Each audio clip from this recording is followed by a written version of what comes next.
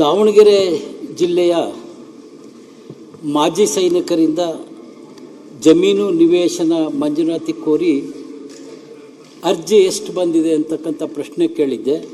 ಅದಕ್ಕೆ ನಮ್ಮ ಜಿಲ್ಲೆಯಿಂದ 338 ಅರ್ಜಿ ಸ್ವೀಕೃತ ಆಗಿದೆ ಅಂತೇಳಿ ಕೊಟ್ಟಿದ್ದಾರೆ. ಪುರಸ್ಕೃತಗೊಂಡ ಅರ್ಜಿಗಳ ಸಂಖ್ಯೆ 00, ತಿರಸ್ಕಾರಗೊಂಡ ಅರ್ಜಿಗಳ ಸಂಖ್ಯೆ 00 ಅಂತೇಳಿ ಉತ್ತರ ಕೊಟ್ಟಿದ್ದಾರೆ. ಮಾಜಿ ಸೈನಿಕರ ನಿಜವಾಗ್ಲೂ ನಮ್ಮನ್ನು ಕಾಯ್ತಾ ಇರ್ತಕ್ಕಂಥ ಸೈನಿಕರ ಅರ್ಜಿಗಳಿಗೆ 3 ವರ್ಷದಿಂದ ಅರ್ಜಿಗಳ ಪರಿಶೀಲನೆ ಮಾಡಿಲ್ಲ ಅಂತ ಹೇಳಿದ್ರೆ ತುಂಬ ನೋವಾಗ್ತದೆ. ಸ್ವೀಕೃತನೂಗೊಂಡಿಲ್ಲ, ಪುರಸ್ಕೃತನೂಗೊಂಡಿಲ್ಲ. ಅಂದರೆ ದಾವಣಗೆರೆ ಜಿಲ್ಲೆಯ ರೆವಿನ್ಯೂ ಅಧಿಕಾರಿಗಳು ಸೈನಿಕರ ಒಂದು ಕಷ್ಟ ನೋವಿಗೆ ಸ್ಪಂದಿಸ್ತಕ್ಕಂಥ ಕೆಲಸ ಮಾಡ್ತಾ ಇಲ್ಲ ಅಂತ ಗೊತ್ತಾಗ್ತದೆ. ಇನ್ನು ಅವರಿಗೆ ನಿವೇಶನ ಎಲ್ಲಿ ನೀವು ಕಾಯಂಗೊಳಿಸಿದ್ದೀರಿ, ಮಾಜಿ ಸೈನಿಕರಿಗೆ ಇಲ್ಲ ನಿವೃತ್ತ ಸೈನಿಕರಿಗೆ, ಮರಣ ಹೊಂದಿದ ಸೈನಿಕರಿಗೆ ನಿವೇಶನ ಎಲ್ಲಿ ಕೊಡ್ತೀರಿ ಅಂದರೆ ಅವರು ಉತ್ತರ ಕೊಟ್ಟಿದ್ದಾರೆ. ದಾವಣಗೆರೆ ಜಿಲ್ಲಾ ಹೊಸಹಳ್ಳಿಯಲ್ಲಿ 35 ಜನಕ್ಕೆ 3 ಎಕರೆ ಅಂತೆ. ಆಮೇಲೆ ಬಗ್ಗೇನಹಳ್ಳಿ ಜಗಳೂರು 13 ಜನಕ್ಕೆ 2 ಎಕರೆ 20 ಗುಂಟೆ. ಈ ರೀತಿ ಹರಿಹರದ ಮಲೇಬೆನ್ನೂರಿನಲ್ಲಿ 30 ಗುಂಟೆ. ಅಂದರೆ ಮಾಜಿ ಸೈನಿಕರಿಗೆ ಸುಮಾರು 4 ಎಕರೆ 5 ಎಕರೆ ಜಮೀನು ಕೊಡಬೇಕು. ಹೋಗಲಿ, ಅದು ಸರ್ಕಾರದಿಂದ ಆಗ್ತಾ ಇಲ್ಲ. ನಂತರ ಪಾಪ ನಿವೇಶನವನ್ನು ಕೇಳಿದರೆ ನಮ್ಮ ತಾಲೂಕಿನ ಮಲೇಬೆನ್ನೂರಲ್ಲಿ 30 ಗುಂಟೆ ಅಂದರೆ ಆ ಜಮೀನು ಎಲ್ಲಿದೆ ಅಂದರೆ ಗುಡ್ ಗಾರ್ಡ್ನಲ್ಲಿದೆ. ಅಂದರೆ ಮಾಜಿ ಸೈನಿಕರಿಗೆ ಗುಡ್ ಗಾರ್ಡ್ನಲ್ಲಿ ನಿವೇಶನ ಕೊಡ್ತಾರ? ನಿಜವಾಗ್ಲೂ ಇವತ್ತು ಯಾರಾದರೂ ವೀರ ಯೋಧ ನಿವೃತ್ತಿಯಾಗಿ ಬಂದಂಥ ಸಂದರ್ಭದಲ್ಲಿ ಇಡೀ ಊರಿಂದ ಊರೇ ಅವರಿಗೆ ಭವ್ಯವಾಗಿ ಸ್ವಾಗತಿಸಿ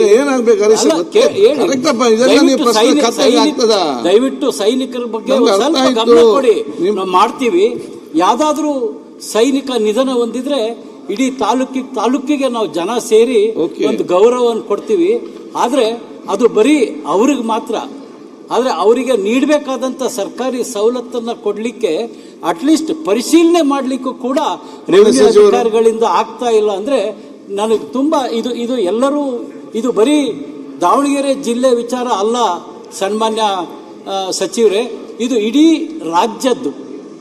ಹಾಗಾಗಿ ನನ್ನ ಒಂದು ಕಳಕಳಿ ಏನಂದರೆ, ನೀವು ದಯವಿಟ್ಟು ಮಾಜಿ ಯೋಧರಿಗೆ, ನಿವೃತ್ತ ಯುವಕರಿಗೆ, ಇಲ್ಲ ನಿಧನ ಹೊಂದಿದ ಯೋಧರಿಗೆ ಎಲ್ಲಾದರೂ ಇವತ್ತು ಕೈಗಾರಿಕೆಗೆ ನೀವು ಅಕ್ವೈರ್ ಮಾಡಿ ಅವರಿಗೆ ಕೈಗಾರಿಕೆಗೋಸ್ಕರ ಕೊಡ್ತೀರಾ. ಅದೇ ರೀತಿ ಮಾಜಿ ಸೈನಿಕರಿಗೆ, ಒಬ್ಬೊಬ್ಬ ಸೈನಿಕರಿಗೆ 3-4 ಎಕರೆನಾದರೂ ಸರ್ಕಾರದಿಂದ ಖರೀದಿ ಮಾಡಿ ಕೊಡ್ತಕ್ಕಂಥ ವ್ಯವಸ್ಥೆ ಆಗಬೇಕು. ಇನ್ನು ನಿವೇಶನ ಅಂದರೆ ಯಾವುದೋ ಗುಡ್ಡದಲ್ಲಿ ನಿವೇಶನ ಇದೆ ಅಂತ ಅಧಿಕಾರಿಗಳು ತೋರಿಸ್ತಾರೆ ಅಂದರೆ ನೋವಾಗ್ತದೆ ಬಂಧುಗಳೇ. ಆ ಸೈನಿಕರಿಗೆ ನೀವು ಜಿಲ್ಲಾ ಕೇಂದ್ರ ಇಲ್ಲ ತಾಲೂಕು ಕೇಂದ್ರದಲ್ಲಿ ವಿಶೇಷವಾಗಿ ಭೂ ಸ್ವಾಧೀನ ಮಾಡಿ ಅವರಿಗೆ ನಿವೇಶನವನ್ನು ಕೊಡಿಸ್ಬೇಕು. ಈ ರೀತಿ ಬೇಜವಾಬ್ದಾರಿಯಿಂದ ಸೈನಿಕರಿಗೆ ಅಗೌರವ ಮಾಡ್ದಂಗೆ, ನನ್ನ ದೃಷ್ಟಿಯಲ್ಲಿ ಸೈನಿಕರ ವೃತ್ತಿಗೆ ಅಗೌರವ ಮಾಡ್ದಂಗೆ. ದಯವಿಟ್ಟು ಸಚಿವರು ಬಹಳ ಉತ್ಸಾಹಿಗಳಿದ್ದೀರಿ. ಇದನ್ನ ಇಡೀ ರಾಜ್ಯದ ಸೈನಿಕರಿಗೆ ನೋಡಿ, ಅವರು ಜಿಲ್ಲಾಧಿಕಾರಿಗಳ ಕಚೇರಿಗೆ, ತಾಲೂಕು ಕಚೇರಿಗಳೇ ನಮ್ಮ ಮನೆಗೆ ಬಂದಂತ ಸಂದರ್ಭದಲ್ಲಿ ಒಂದು ನಿಮಿಷ ಸಭಾಪತಿ ದಯವಿಟ್ಟು ಕೇಳಿ, ಅವರು ನಮ್ಮ ಜೊತೆ ಬಂದಂತ ಸಂದರ್ಭದಲ್ಲಿ ಒಬ್ಬ ಮಾಜಿ ಸೈನಿಕರಿಗೆ ಏನು ಮಾಡ್ಲಿಕ್ಕಾಗಲ್ಲ ಅಂತಕ್ಕಂಥ ನೋವು ನಮಗಾಗ್ತದೆ.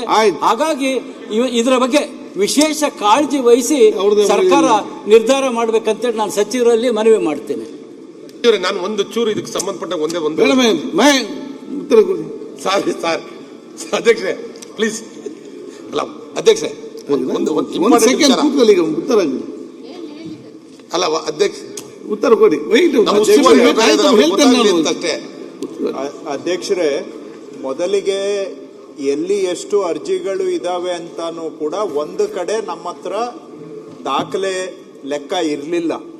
ಈಗ ಇದಕ್ಕೋಸ್ಕರ ಒಂದು ಆನ್ಲೈನ್ ಅಲ್ಲಿ ಇರೋ ಅರ್ಜಿಗಳನ್ನೆಲ್ಲ ಡಿಜಿಟೈಸ್ ಮಾಡಿ ನಮಗೆ ಕೂತಲ್ಲೇ ಈಗ ಅಟ್ಲೀಸ್ಟ್ ಎಷ್ಟು ಅರ್ಜಿ ಇದೆ ಯಾವ್ಯಾವ ತಾಲೂಕಲ್ಲಿ ಜಿಲ್ಲೆಯಲ್ಲಿ ಅಂತ ಈಗ ಖಚಿತತೆ ಬಂದಿದೆ. ಮೊದಲಿಗೆ ಈ ಸಿಸ್ಟಮು ಕೂಡ ಇರಲಿಲ್ಲ. ಎಷ್ಟು ಅರ್ಜಿ ಇದೆ ಪೆಂಡಿಂಗ್ ಇದೆ ಅಂದರೆ ನಾನು ಎಲ್ಲ ತಹಸೀಲ್ದಾರ್ಗೆ ಬರಿಬೇಕಿತ್ತು, ಅವರಿಂದ ಉತ್ತರ ಬರಲಿಕ್ಕೆ ಎಷ್ಟು ದಿನ ಆಗ್ತಿತ್ತು, ಅವ್ರು ಒಂದೊಂದು ದಿನ ಒಂದೊಂದು ಉತ್ತರ ಕೊಡ್ತಿದ್ರು. ಈ ಥರ ಎಲ್ಲ ಒಂದು ವಿರಾಮ ಹಾಕಿ ಇದಕ್ಕೆ ನಿರ್ದಿಷ್ಟ ಕಾರ್ಯಕ್ರಮ ಆಗಬೇಕು ಅಂತ ಎಲ್ಲ ಅರ್ಜಿಗಳನ್ನು ಆನ್ಲೈನ್ಗೆ ತೊಗೊಂಡು ಬಂದಿದ್ದೇವೆ. ಹಾಗಾಗಿ ಇವ್ರಿಗೆ 338 ಅಂತ ನಾವು ಖಚಿತವಾಗಿ ಹೇಳಲಿಕ್ಕೆ ಸಾಧ್ಯ ಆಗ್ತಾ ಇದೆ. ಮೊದಲಿಗೆ ಎಲ್ಲೂ ಟ್ರ್ಯಾಕಿಂಗ್ ಕೂಡ ಇರಲಿಲ್ಲ, ಪೇಪರಲ್ಲೇ ಇರ್ತಾ ಇತ್ತು ಇದೆಲ್ಲವೂ. ಅದನ್ನು ಫಾಲೋ ಅಪ್ ಮಾಡಲಿಕ್ಕೂ ಆಗ್ತಿರ್ಲಿಲ್ಲ. ಈಗ ಆನ್ಲೈನ್ಗೆ ತಂದಿದ್ದೇವೆ. ಎರಡನೇ ಸ್ಟೆಪ್ಪು, ಇವ್ರಿಗೆ ನಿವೇಶನ ಕೊಡಬೇಕು ಅಂತ ಸರ್ಕಾರದಿಂದ ನಾವು ಘೋಷಣೆ ಮಾಡಿದ್ದೇವೆ. ಅದನ್ನು ಅನುಷ್ಠಾನ ಮಾಡಬೇಕಾದ್ರೆ ಜಮೀನು ಬೇಕು. ಎರಡನೇ ಹಂತದಲ್ಲಿ ಈಗ ಇವ್ರ ಜಿಲ್ಲೆಯಲ್ಲಿ 14 ಎಕರೆ 13 ಎಕರೆ 30 ಗುಂಟೆ ಅಂದರೆ 14 ಎಕರೆ ಜಮೀನನ್ನು ನಾವು ಗುರುತಿಸಿದ್ದೇವೆ. ಜಮೀನು ಗುರುತಿಸಿದ್ರೆ ತಾನೇ ನಾಳೆ ನಿವೇಶನ ಮಾಡ್ಲಿಕ್ಕೆ ಸಾಧ್ಯ. ಸೊ ಫಸ್ಟ್ ಸ್ಟೆಪ್ ಅರ್ಜಿಗಳನ್ನು ಆನ್ಲೈನ್ಗೆ ತಗೊಂಡಿದ್ದೇವೆ, ಟ್ರ್ಯಾಕ್ ಮಾಡ್ತಾ ಇದ್ದೇವೆ. ಎರಡನೇದರಲ್ಲಿ ಜಮೀನನ್ನು ಗುರುತಿಸಿದ್ದೇವೆ 14 ಎಕರೆ. ಕರೆಕ್ಟಾಗಿ 14 ಎಕರೆಯಲ್ಲಿ ನಾವು ಮಾಡಿದರೆ 300ಕ್ಕಿಂತ ಹೆಚ್ಚು ಸೈಟ್ಗಳು ಆಗ್ತದೆ, 350 ಸೈಟ್ ಆಗುತ್ತೆ. ಈಗ ಇವುಗಳನ್ನು ಇನ್ನೂ ನೀವು ಅಂದರೆ ಪರಿಷ್ಕೃತನೂ ಮಾಡಿಲ್ಲ, ತಿರಸ್ಕೃತನೂ ಮಾಡಿಲ್ಲ ಅಂತ ಹೇಳ್ತಾ ಇದ್ದೀರಿ. ಅಲಾಟ್ಮೆಂಟ್ ಮಾಡೋವಾಗ ಅದನ್ನು ಮಾಡ್ತೇವೆ. ಅಲಾಟ್ಮೆಂಟ್ ಮಾಡೋವಾಗ ಎಲಿಜಿಬಿಲಿಟಿಯನ್ನು ಪರಿಶೀಲನೆ ಮಾಡಿ ಅಲಾಟ್ಮೆಂಟ್ ಮಾಡ್ತೇವೆ. ಸೊ ಈ ವರ್ಷದಲ್ಲಿ ಮಾನ್ಯ ಅಧ್ಯಕ್ಷರೇ, ಅಲ್ಲಿ ಅವರಿಗೆ ಒಂದು ಲೇಔಟನ್ನು ಬಡಾವಣೆಯನ್ನು ಮಾಡಿ ಅವರಿಗೆ ನಿವೇಶನ ಕೊಡುವಂಥ ಕಾರ್ಯಕ್ರಮ ಈ ವರ್ಷ ನಾವು ಹಾಕ್ಕೊಂಡಿದ್ದೇವೆ. ಈ ವರ್ಷದಲ್ಲಿ ರಾಜ್ಯದ ಎಲ್ಲ ಕಡೆ ಎಲ್ಲೆಲ್ಲಿ ಈ ರೀತಿಯಾಗಿ ಅರ್ಜಿಗಳು ಬಾಕಿ ಇದ್ದಾವೆ ಅವ್ರಿಗೆ ಸರ್ಕಾರದಿಂದ ಬಡಾವಣೆ ಮಾಡಿ ನಿವೇಶನ ಕೊಡುವಂತ ಕೆಲಸ ಈ ವರ್ಷ ಮಾಡ್ತೇವೆ. ಸಭಾಪತಿಗಳೇ, ಈ ಉತ್ತರದಲ್ಲಿ ಏನು 14 ಎಕರೆ ಅಂತ ಹೇಳಿದ್ರಲ್ಲ, ಇದು ಗ್ರಾಮೀಣ ಪ್ರದೇಶದಲ್ಲಿ, ಅದರಲ್ಲೂ ಹರಿಹರ ತಾಲೂಕಿನ ಮಲೇಬೆನ್ನೂರಿನ 155 ಸರ್ವೆ ನಂಬರ್, ಅದು ಗುಡ್ಡದಲ್ಲಿದೆ. ಮಾಜಿ ಸೈನಿಕರು ತಾಲೂಕು ಮುಖ್ಯ ಕೇಂದ್ರದಲ್ಲಾದರೂ ಜಿಲ್ಲಾ ಕೇಂದ್ರದಲ್ಲಾದರೂ ನಿವೇಶನ ಕೊಟ್ಟರೆ ಅದಕ್ಕೆ ನಿವೇಶನ ಅಂತೀವಿ.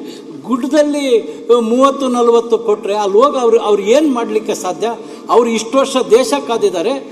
ಇಲ್ಲಿ ಅವ್ರಿಗೆ ನಾವು ನಿವೇಶನ ಕೊಟ್ಟರೆ ಅಲ್ಲಿರ್ತಕ್ಕಂಥ ಚಿರತೆ ಮತ್ತು ಇದು ಕರಡಿಗಳು ಓಡಾಡೋ ಜಾಗ ಈ ಸರ್ವೆ ನಂಬರು, ಇದನ್ನು ತೋರಿಸಿದ್ರೆ ತಪ್ಪಾಗಲ್ವಾ ಸಭಾಪತಿಗಳೇ? ನಾನು ಒಂದು ಕೇಳ್ತೀನಿ ಅಧ್ಯಕ್ಷರೇ, ಸೂಕ್ತತೆಯನ್ನ ಖಂಡಿತವಾಗಿ ಪರಿಶೀಲನೆ ಮಾಡ್ತೇವೆ. ಅದು ಬಡಾವಣೆಗೆ ಸೂಕ್ತ ಇದೆಯಾ ಇಲ್ವಾ ಅನ್ನೋದನ್ನ ಏನು ಸದಸ್ಯರು ಹೇಳ್ತಾ ಇದ್ದಾರೆ ಅದನ್ನ ಪರಿಶೀಲನೆ ಮಾಡ್ತೇವೆ. ಆದ್ರೆ ಇರೋ ಜಮೀನಲ್ಲಿ ನಾನು ನಿವೇಶನ ಕೊಡ್ಬೋದೇ ಬಿಟ್ಟು ಬೇರೆ ವಿಚಾರಗಳನ್ನ ನಾನು ಯೋಚನೆ ಮಾಡ್ಲಿಕ್ಕೆ ಆಗೋದಿಲ್ಲ. ಇದು ಸೂಕ್ತ ಇಲ್ಲ ಅಂದ್ರೆ ಬೇರೆ ಕಡೆ ಎಲ್ಲಾದ್ರೂ ವಾಸಕ್ಕೆ ಯೋಗ್ಯವಾದಂತ ಕಡೆ ನಾವು ಗುರುತಿಸಬಹುದು. ಅದು ಬಿಟ್ಟು ಬೇರೆ ನಗರ ಪ್ರದೇಶದ ಹತ್ರ ಎಲ್ಲ ಈಗ ಬೆಳೆಗಳು ಆಕಾಶಕ್ಕೆ ಹೋಗಿದೆ, ಅಕ್ವೈರ್ ಮಾಡಕ್ ಹೋದ್ರೆ ಜನ ಮೇಲೆ ಬೀಳ್ತಾರೆ, ಇವೆಲ್ಲ ಸಮಸ್ಯೆ ಬರ್ತದೆ. ಮಂತ್ರಿಗಳು ಏನಿಲ್ಲ, ಈಗ ಸಕಲೇಶ್ಪುರದಲ್ಲಿ ಮಾಜಿ ಸೈನಿಕರಿಗೆ ಅಂತೇಳಿ ಹಲವಾರು ಎಕರೆ ಜಾಗನ ರಿಸರ್ವ್ ಮಾಡಿದ್ದಾರೆ. ಅದರ ಆಲ್ರೆಡಿ ಈಗ 50% ಅಲ್ಲಿ ಲೋಕಲ್ ರೈತರು ಒತ್ತುವರಿ ಮಾಡಿ ಆಲ್ರೆಡಿ ಹಿಡುವಳಿ ಬೆಳೆನ ಬೆಳೆದ್ಬಿಟ್ಟಿದ್ದಾರೆ ಆಲ್ರೆಡಿ. ಈಗ ಅದನ್ನ ಬಿಟ್ಟು ಉಳಿದಿರ್ತಕ್ಕಂಥ ಜಾಗ ಏನಿದೆ, ಏನು ಅರ್ಜಿ ಕೊಟ್ಟಿದ್ದಾರೆ ಅವ್ರಿಗಾರು ಕೂಡ ಅಟ್ಲೀಸ್ಟ್ ಜಾಗಗಳನ್ನ ಕೊಟ್ರೆ, ಅವ್ರು 4 ಎಕರೆ 3 ಎಕರೆ ಎಲ್ಲ ಕೇಳಿದ್ದಾರೆ, ಅಟ್ಲೀಸ್ಟ್ ಏನಾಗುತ್ತೆ ಸರ್ಕಾರದಿಂದ ಕೊಟ್ಬಿಟ್ರೆ ಅನುಕೂಲ ಆಗುತ್ತೆ. ಮಾಡ್ತೇವೆ, ಅದನ್ನ ಮಾಡ್ತೇವೆ. Thank you.